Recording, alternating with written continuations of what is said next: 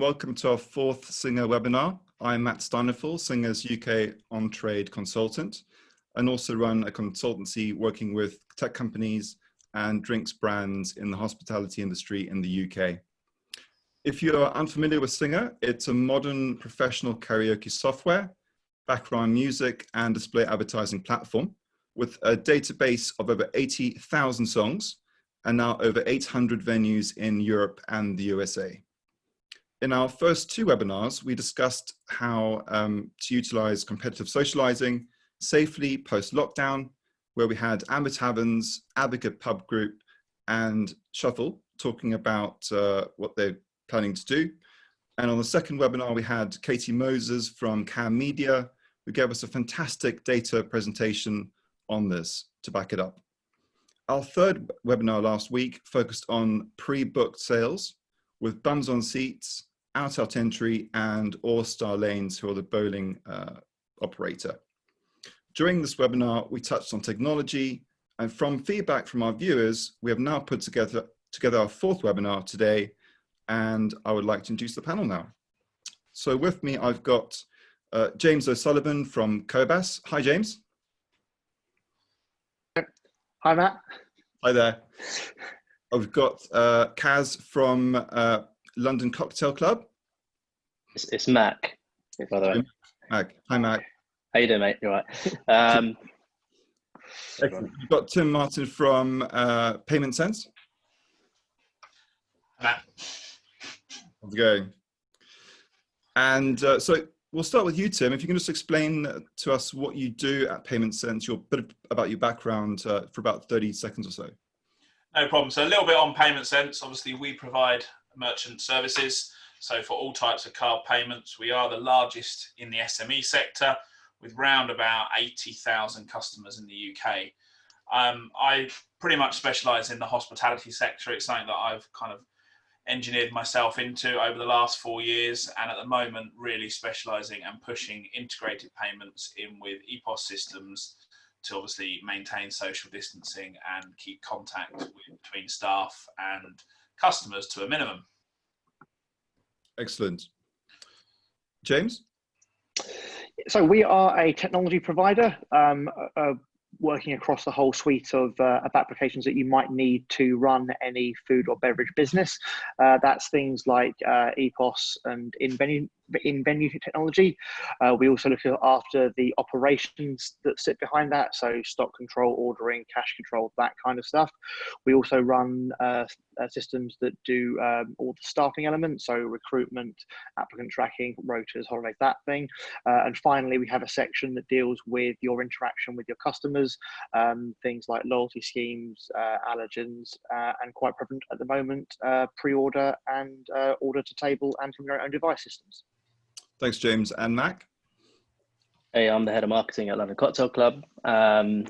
So I look after all things marketing from across the 10 bars or in bars through to digital, social, CRM, everything related to data, working closely with the founders, JJ and James Hopkins, and the MD, Michelle, to define marketing roadmaps and everything through the line from awareness through to sales. And currently you've got, is it 15 sites in the UK? 10 sites in the UK. 10 sites, okay. Before we start, just some housekeeping. We got, it's obviously been recorded live today. It'll be played back. We'll send an email out after this webinar, probably tomorrow. If you are watching live, if you've got any questions, please use the chat function on Zoom to ask any questions, and we'll feed that to our panelists during the session today. Anything we discussed today is obviously valid as of today. We're expecting some more announcements in regards, if you've read over the press in the weekend, with regards to 22nd of June for a outdoor opening for some of hospitality. That's not confirmed yet, so we won't be discussing that today. So guys, a really open-ended question. What have you been doing during this lockdown period to stay engaged with your customers and clients? Who wants to take it off? I don't mind James, starting. you want to start? Oh, James, Or Matt, go. Yeah, cool. We've just been engaging all our loyal customers, people engaging with us throughout the years on social primarily, because everyone's on social at the moment. So just ensuring we're reaching as many people as possible in terms of people that follow us, people that have been engaging on our websites or our website for the last 180 days. And we're also covering everyone through our sort of membership database and CRM list. Just keeping, everyone engaged with what's been happening and what's coming up, essentially. Right. And then just some fun stuff from home, what people are up to, what the staff are up to too. James? Yeah. So for me, my personal role has been very much keeping in touch with all of our operator clients, and in most cases sharing stories of how bad it is and how bad it is for them and general doom and gloom. But that has been shifting to a more positive tone over the more recent weeks as we get closer to a time that we can look forward to an opening and start welcoming our customers back. From a technical side of things, we've looked at how software can or will indeed be needed to enable the opening of venues.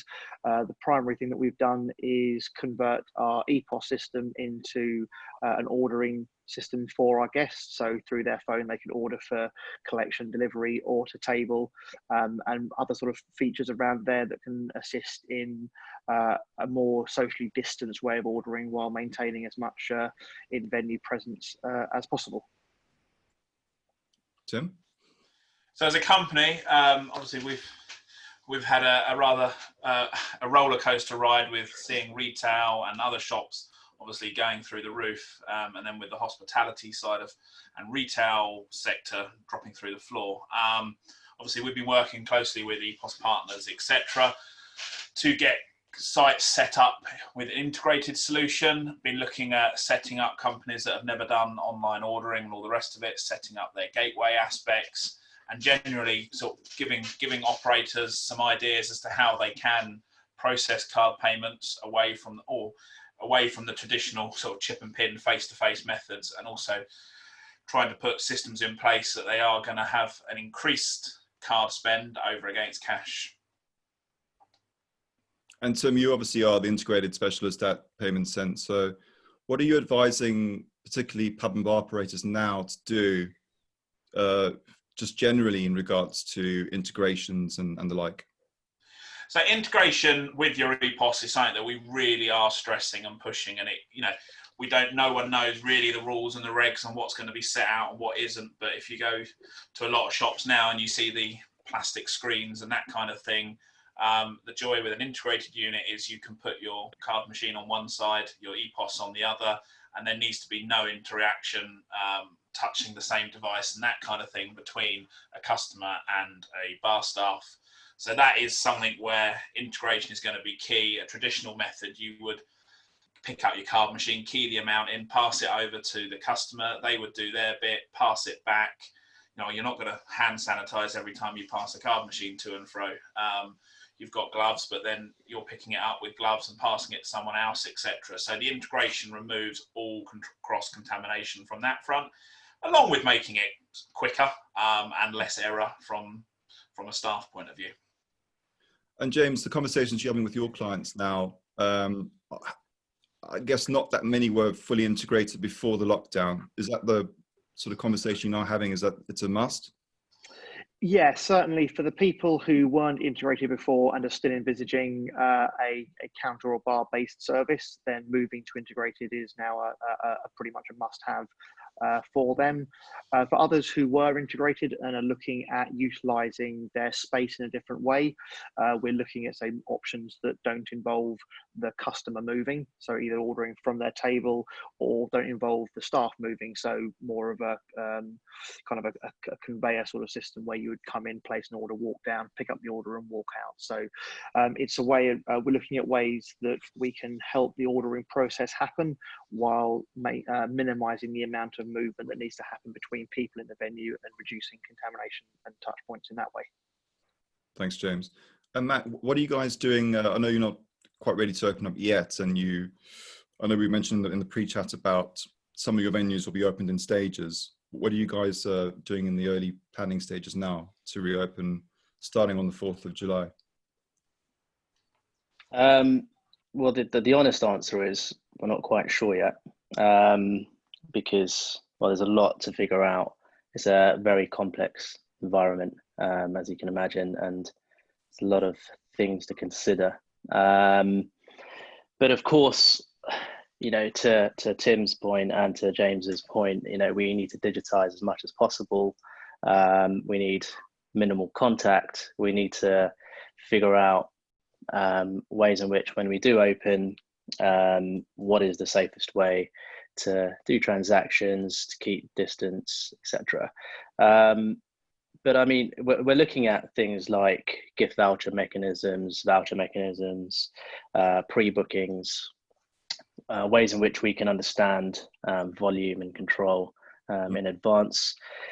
And I imagine we'll be opening one of the outdoor venues first, and in tandem looking at interim solutions for people that are not quite ready to come out yet and to the bars. So that's another sort of area that we're putting on the product and marketing roadmap.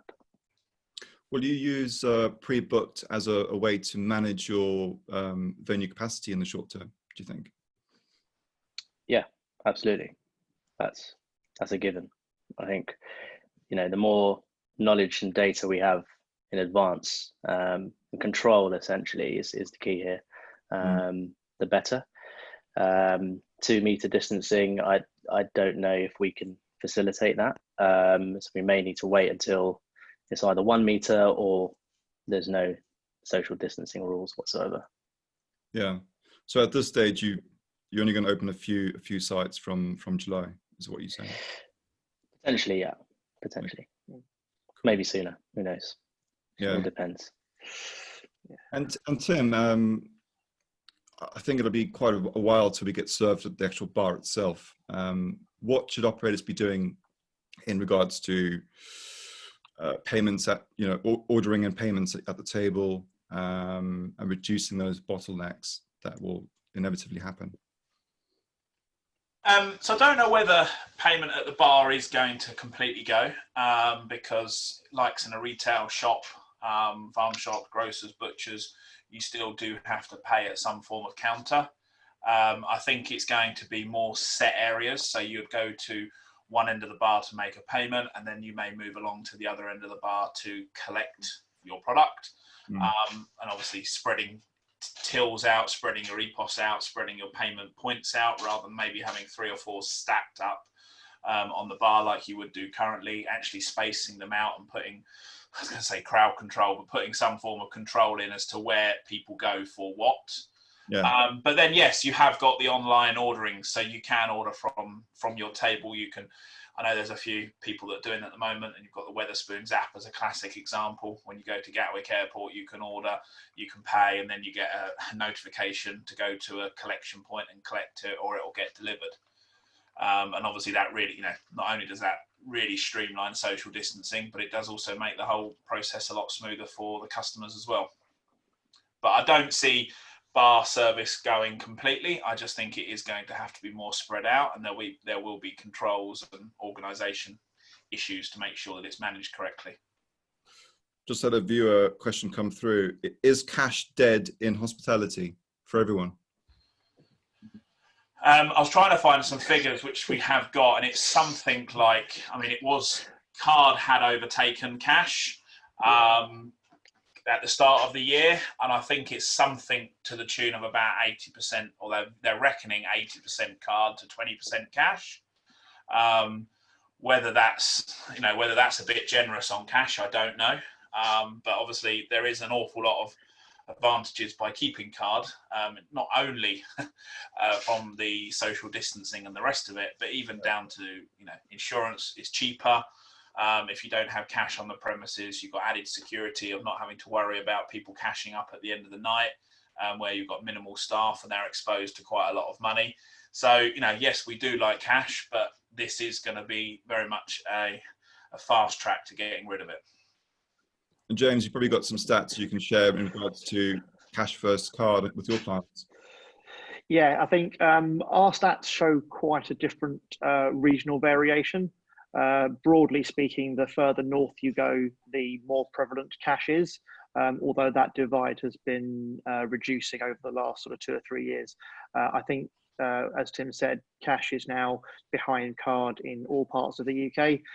In London, it's in places we're seeing that aren't cashless. They're still 90-something% card payments, whereas you can get up north, you can get some places that are still quite cash transactional, could be 25-30% of cash, but they are more the exception.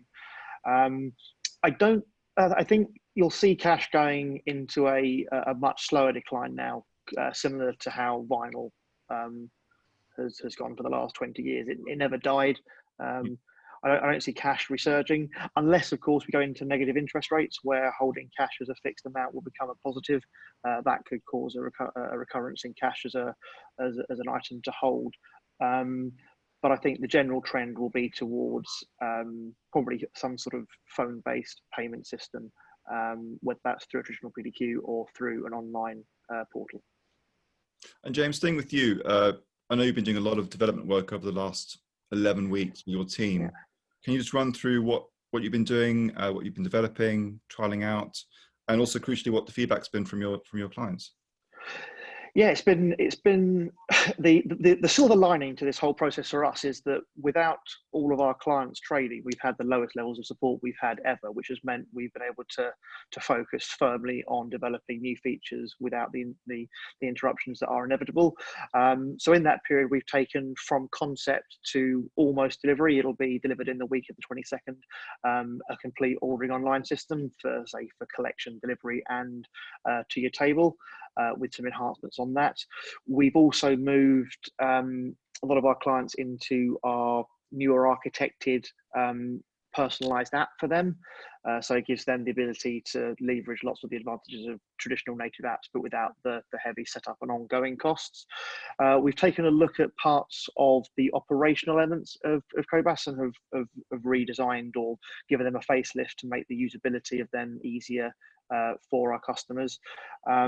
And then we've zoomed out a lot from the customer perspective within Kobas, but seen from the operator side. So what insights can they gain from that data?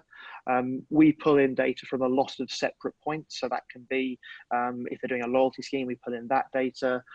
Same thing from bookings and prepayments there, from Wi-Fi logins, feedback surveys, ticket purchase, all of those things. We can pull that data into a single customer view, and we've written a new suite of reporting around that to allow you to get a more accurate insight into not just your overall customer base, but drilling down into subsets of customers to give you more actionable, smaller data sets that you can do more targeted advertising at to yield better ROIs. Thanks, James. Matt, what have you guys been doing to prepare to reopen in regards to that? Well, we're talking to a few partners and providers at the moment, reviewing the partners and providers we currently have. The goal essentially is, me coming. So I've got a digital background of 12 years, and coming into hospitality, I've seen how sort of behind it is in digital anyway, and the digital ecosystem has caught up in some cases, and in a lot of cases needs to catch up. So I guess, what we're looking at is that across the board, from everything from app through to Wi-Fi, through to CRM, through to website, booking, every single data touch point, social data, and understanding as much as possible about what's happening through EPOS, and back to getting people back into the bar. So I think, to sort of summarize, I think we're going to have to sort of drill down even further into our marketing and segmentation and our targeting, to James's point on, especially for advertising and encouraging people to revisit through retargeting, etc. So yeah, digital is going to be fundamental, I think, moving forward, and it has been for a short while, but it's going to accelerate this year. And you, of course, run a membership program within the group. How are you keeping engaged with those members? Are you adding any additional benefits when we do sort of come out of lockdown? Has that program evolved? It hasn't evolved, but there is conversations about that. So yeah, I mean, loyalty first. So we will be going to I think we've got 60,000 odd members signed up. So we are keeping in touch with them via CRM, of course, and it's all uploaded into the back end of socials. So we are speaking to them through socials as well. But absolutely, yeah. So there will be some type of voucher mechanism to get them back in and keep them coming back as and when we open. So yeah, it will be members first. Excellent. We've had a question on Zoom. What about nightclubs? Do you think ordering via an app would work? Who wants to take that one? James? Yes, I saw that question come in. I was thinking about my answer. I think nightclubs have potentially the hardest job of reopening because they are traditionally quite socially undistanced places, and from my personal experience, getting to the bar in a club is a tricky affair at the best of times. So can ordering an app there work? I think it's going to take some significant changes to the venue. You'll probably find that your traditional sort of secondary town nightclub that has only one bar or so will struggle because they simply won't have the capacity to do it. Your larger venues that have multiple serving locations may be able to designate one of those for collection of drinks, and certainly the bigger clubs that have table service will find it pretty easy to use those tools. But I do think that sorry about that, I've had a phone call. The biggest problem I think that nightclubs are going to face isn't from the ordering, because I think by the time they can profitably reopen, the requirements for social distancing and therefore a lot of these measures may not be as stringent, because I can't see a club with a 500 person capacity being able to turn a profit on 125 or 200 people. It needs to be at that capacity. So by the time that they're there should be less pressure on contact being reduced. What about, there's a lot of talk about kiosks and those sort of being incorporated into hospitality. What's your view on that, James? Yeah, kiosks were moving at quite a pace pre-COVID, certainly in the quick service market, with the costs of labour going up so high and space being of a premium. I think they'll take a small knockback now, because do I want to touch a screen that someone else has just touched?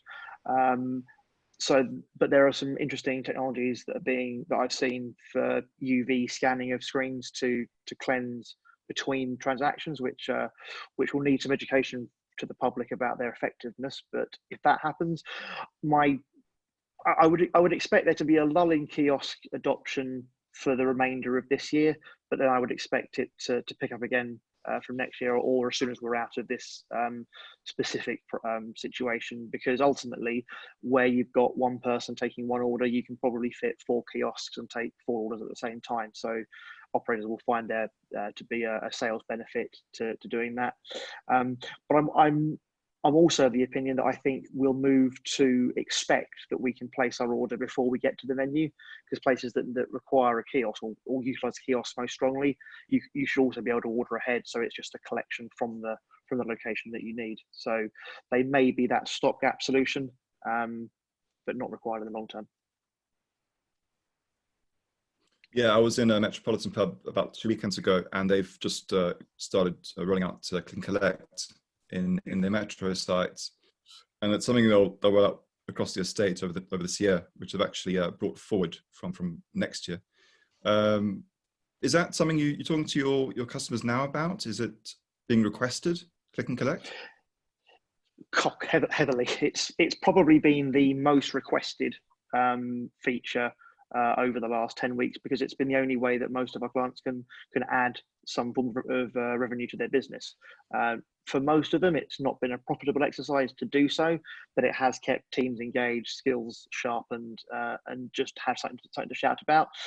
I think that current operators adapting a model to incorporate some sort of delivery or collection will happen slowly, but I would be very surprised if any new operators came to the market with concepts that didn't involve an element of click and collect or delivery, because they're going to be too important a market segment to ignore in the next year, 2-3 years. And Mac, obviously a cocktail bar, it's all about the theatre of the bar and making the cocktail and the mixology. What are you guys doing differently? What are you going to be expecting to do differently? Is it more at the table rather than at the bar?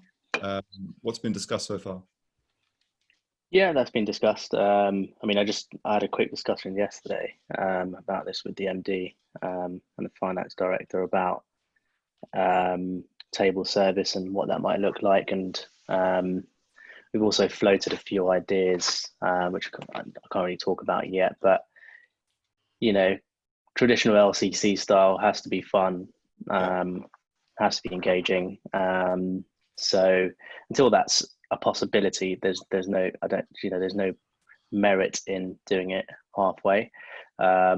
So when we do have the sort of table service, there will be more to it, and more in the sense of entertainment, which you can expect at an LCC bar, just in a new environment, in a COVID environment. So yeah, TBD at the moment. I can't share more information at this stage. Too soon.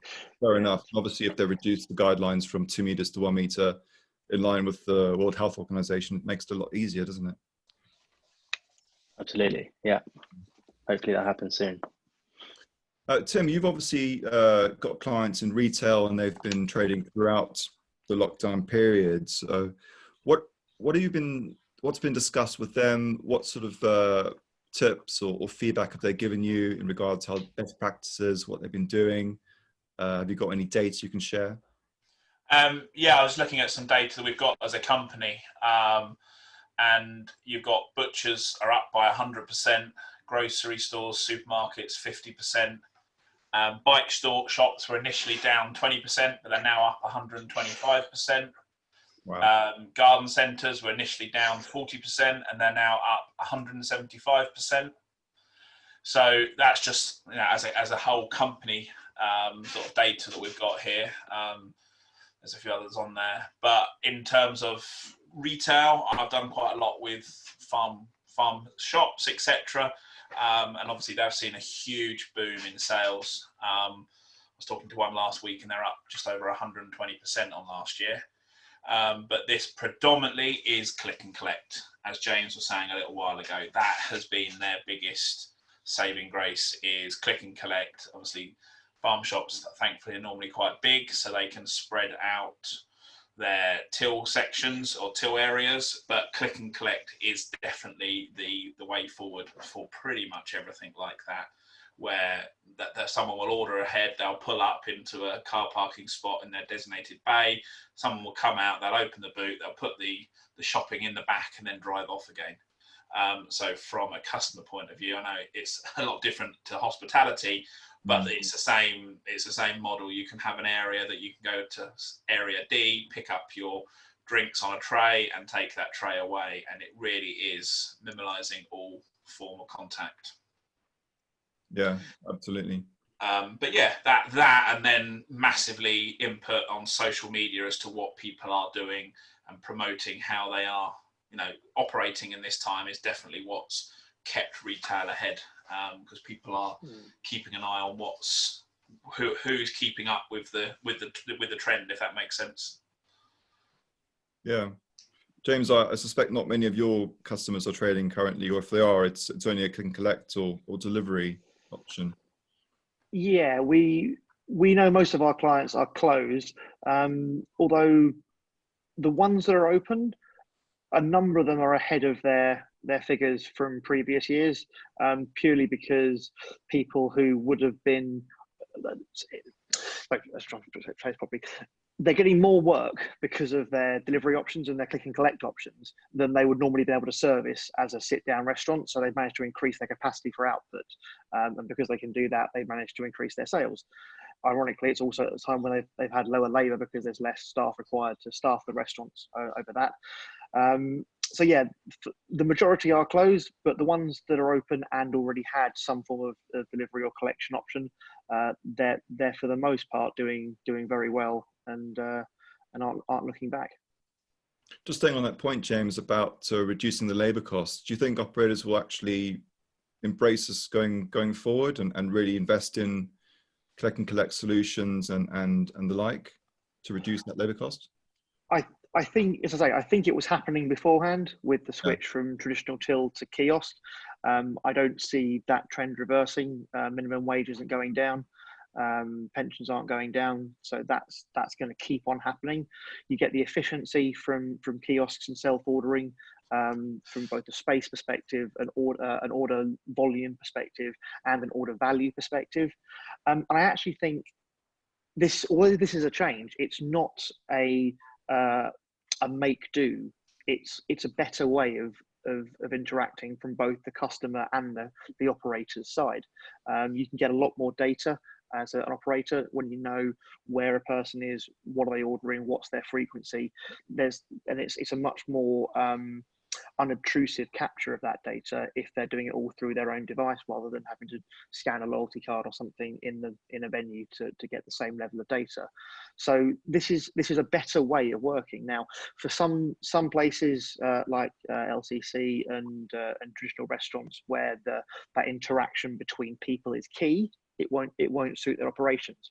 But for many places where I'm going to say them as an example, someone like Pizza Express, you're there because you know the offer.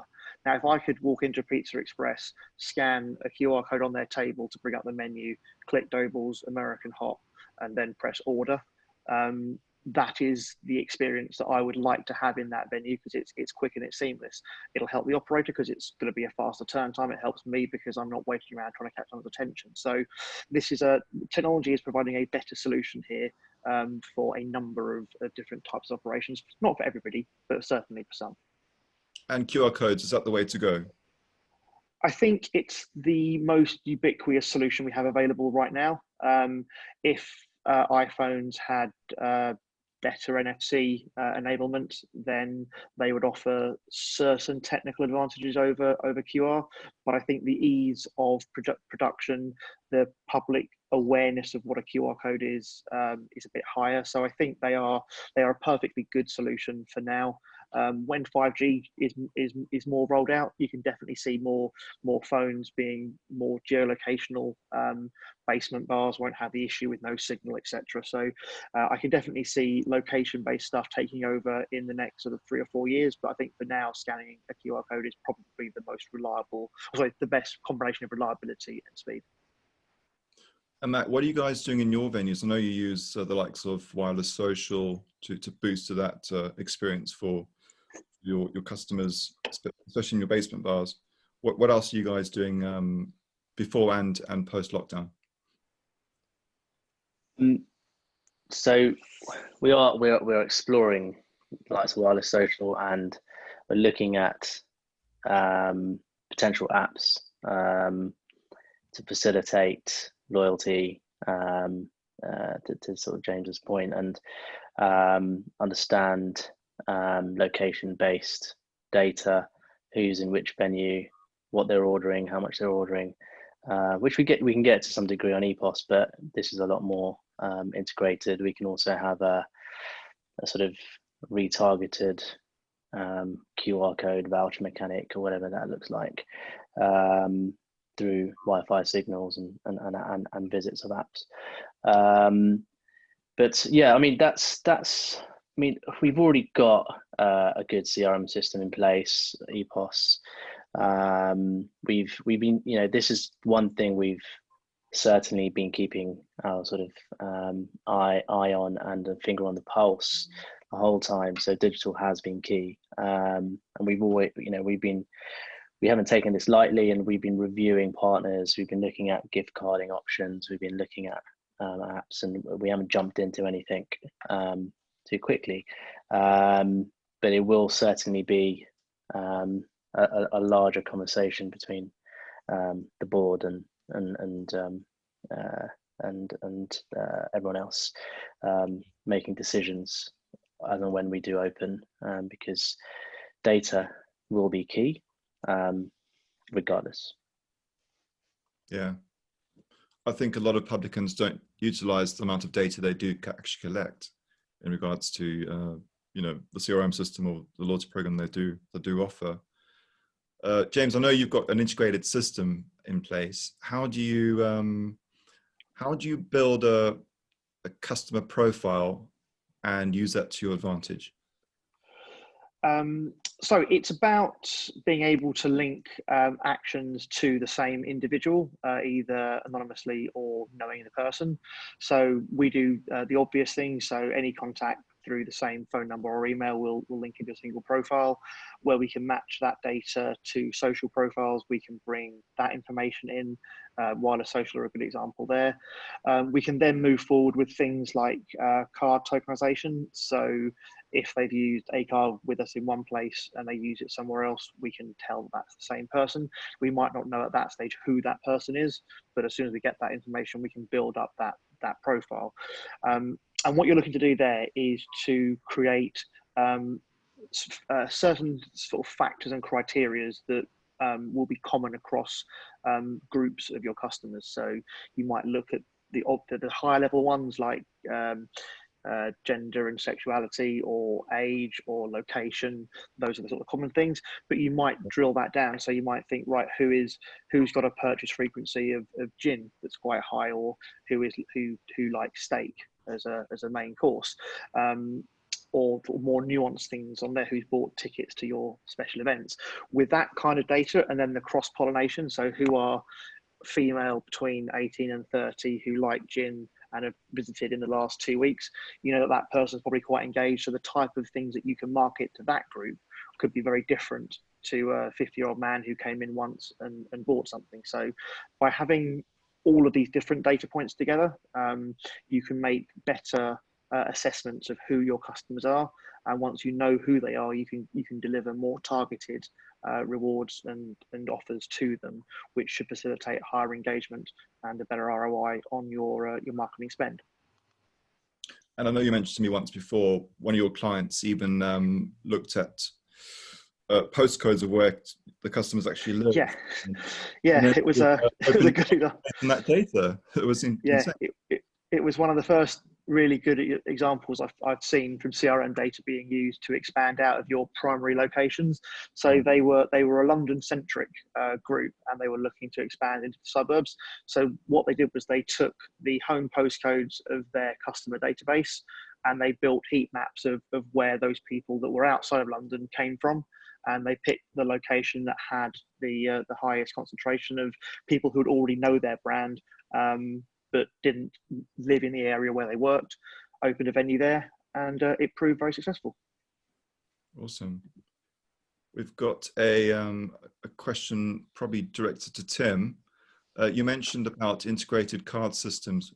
What if you are tied into a contract with a provider? So yes, we've got something in place to sort that, where we will cover the exit costs. So if you are in a contract with a provider that obviously can't give you an integrated solution, we will cover those costs. And this isn't me just being hot air, it's all documented on the paperwork, where we will cover the costs for you to leave said supplier and move over to us with an integrated system to make sure that everyone can have access to that offering. And obviously, if people want to contact me accordingly, I can go through it with them in more detail. Great, thanks, Tim. We'll put your details in a follow-up email as well, yours and James. So, Matt, we've got a question in on Zoom about how can we keep a positive experience in venues while integrating technology, which can't be attained at home? Where is it safe to do so? Tricky question. I think if Matt can answer that, give him a Nobel Prize. Yeah, right. Absolutely. Yeah, honestly, if I had the answer to that, I mean, I would charge a lot of money to give you that answer. I just think, you know, we can't lose sight of what makes a good experience, a good bar, and our audience. Like our LCC audience are 18 to 24 years old. Let's be honest. I think I'm quoting our finance director, but I think in terms of how many people have been affected by COVID in that age range without pre-existing conditions is very minimal. So, and that's the group that will be out there first. They will be creating experiences. Experiences. Yes, we have created them to some degree, but the rest is by the people. And LCC is all about our people and always has been. So as long as we can get them back in the bars, and the technology is there to keep them safe, the distancing measures are in place if needs be by the time we open. I think that's a given. I just don't think it's something we need to sort of overly focus on, because it's already there to some degree. We just need to ensure it's done thoughtfully, mindfully, and we just keep trying. There's no sweet spot or golden nugget here or answer I can give you, except for that. I don't actually think that all venues that operate like LCC need to look to change their businesses to ones that can thrive at the moment, because this is, in the scheme of a business, going to be a temporary problem. We'll look back at this in a year, maybe a bit longer, and think, okay, well, we had to go through some changes there. So I think looking at survival for now. So how can you trade in some capacity to keep the wheels turning, to keep the business viable? But knowing that the people that loved your brand 6 months ago will love it in 6 months' time, as long as you maintain that interaction with them as much as you can do. So just weathering the storm is probably the best way for those brands that are built on that interaction and that experience. Yeah, and just to add to James's point, I think brand equity and brand value across the board, outside of LCC and any bar or restaurant within hospitality, it's the most important thing right now. If you hold on to brand equity and brand value, it is the most important thing, and that's why I guess marketing is really important. But of course, where it does already exist in the case of LCC, that won't change too much. And I think that's something we can sort of hold on to moving forward. Excellent. Just conscious of time, guys, we're going on to the 44-minute mark. Just to wrap up, really, what's your one or two sort of golden nuggets, takeaway points you can give to any operator viewing this right now to successfully open their venue using technology? Something that we got in our, just jumping in on this one, something that I really did pick up and I've talked to people about, is something that we had our pre-chat that Gemma was saying that Singa have found in Denmark with bars and clubs or restaurants, etc., opening now, how people that have been very active on social media as to what they've done and changes they've made, and have actually made an effort to come up with something to suit the current climate. They're the bars that were absolutely rammed, not the ones that are just sat back on their haunches and just expected customers to come back and not done any social media or not made an effort. So it is, I think, about making an effort and making customers aware of the effort you're making. Mark? Yeah, just to add to that, I think I'm on mute now. Good. I just think we need to just have your ducks in a row, have a marketing plan, have a roadmap, keep your customers engaged, try a few things as well. There's a bit of trial and error here. I think there's a bit of testing and learning. We've never ever experienced anything like this. So try a few options. And if you fail, that's fine. Crack on and try something else. Yeah. James, final thoughts? Move to Kobas. That's a bit. that's not up for everybody. On a more serious note, though, look at the entire tech stack that you're using. Make sure that there are no individual silos of systems. Make sure that everything talks to itself, because that's where you'll derive the most value. Make sure that everything that you've got, you're using to its highest potential. So if you're spending money on a thing, make sure that you're getting the return that you need on that spend. And if you don't, be brutal and cut it, because this is, yes, we'll be opening in a few weeks' time, but it's not going to be like it was last summer. There are going to be hard months ahead. So keeping in control on costs, keeping in touch with your customers, they're going to be the most important things to do for the foreseeable future. Thank you, everyone. That was very valuable. I learned a lot from that webinar. Thanks for having us. Thank you. Yes. Just final thoughts. We're going to be sending through a survey to everyone just to get your ideas about future webinars. We'll be asking some questions on that in regards to any sort of entertainment you'll be offering when we do eventually reopen. And stay tuned. We'll be making announcements in regards to any future webinars shortly. Thanks, guys, for coming on today. Brilliant. Thank you very much. Thanks, Matt. Cheers, guys. Thanks. Cheers, guys. Bye. Bye. See ya.